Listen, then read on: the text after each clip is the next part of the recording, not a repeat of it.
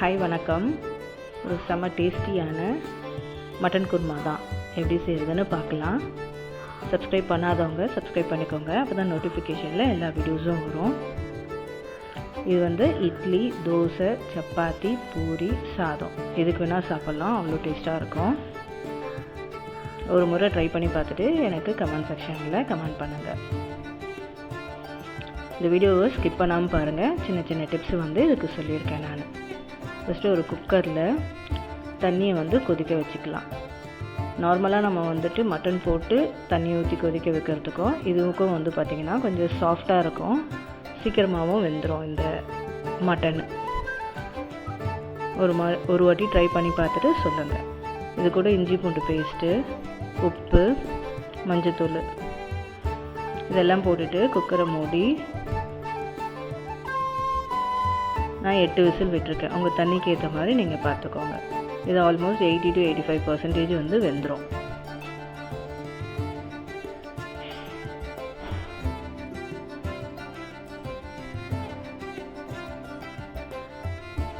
ஒரு மசாலா ப்ரிப்பேர் பண்ணிக்கலாம். இதுக்கு பச்சை மிளகாய் 1, சின்ன வெங்காயம் ஒரு 15 சின்ன வெங்காயம், ஒரு பெரிய சைஸ் தக்காளி, இது எல்லாத்தையுமே பேஸ்ட்டாக அரைச்சிக்கலாம்.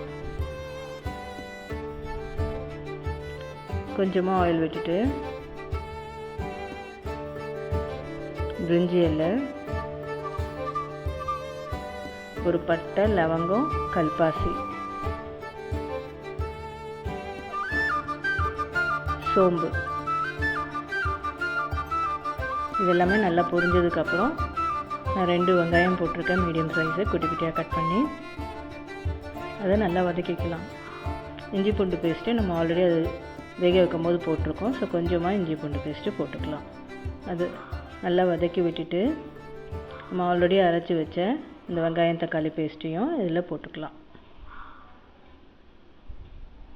இது பச்சை வாசனை போகிற அளவுக்கு நல்லா வதக்கிக்கலாம். வதக்கின அப்புறம் தக்காளி சேர்த்துக்கலாம்.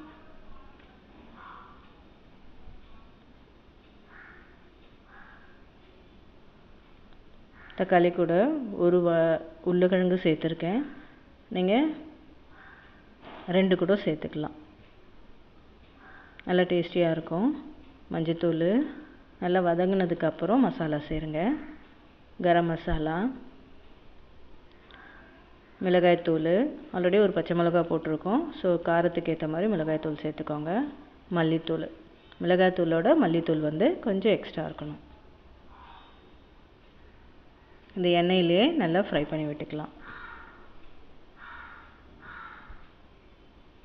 தீயாமல் பார்த்துக்கணும்.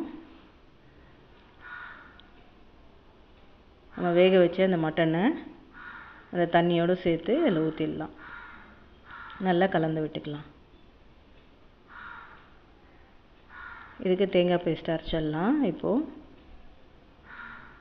கொஞ்சமாக பார்த்து உப்பு சேர்த்துக்கோங்க, ஏன்னா நம்ம ஆல்ரெடி மட்டன் வேக வைக்கும்போது உப்பு சேர்த்துருக்கோம். தேங்காய், சோம்பு, உடச்சக்கல்ல நல்லா பேஸ்ட் மாதிரி அரைச்சி எடுத்துப்போம். இந்த குருமாவோடு சேர்த்து கலந்து விட்டுடலாம்.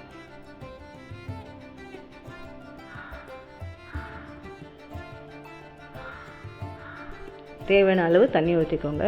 இது கொஞ்சம் திக்காக தான் ஆகும். நம்ம உடச்சக்கல்லை போட்டு அரைச்சிருக்கோம், ப்ளஸ் நம்ம வெங்காயம் தக்காளி அதெல்லாம் ஊற்றிருக்கோம். ஸோ இந்த குருமா நல்லா திக்காக தான் வரும் நமக்கு. ஸோ கொஞ்சம் தண்ணியாக வச்சிங்கன்னா கரெக்டாக இருக்கும். இது நான் மறுபடியும் 3 விசில் விட்டு எடுத்துக்கிறேன்.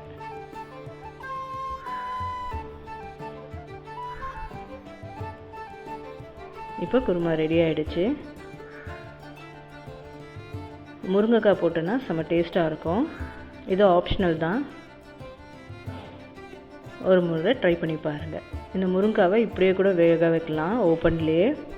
நான் இதை மூடி போட்டு ஒரே ஒரு விசில் விட்டு எடுத்துக்கிறேன். அதுக்கு மேலே விட்டிங்கன்னா குழஞ்சி போயிடும்.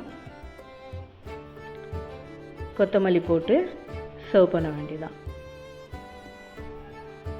முருங்கைக்காய் பாருங்கள் உடையாமல் கரெக்டாக இருக்க பாருங்கள், ஒரே ஒரு விசிலுக்கு.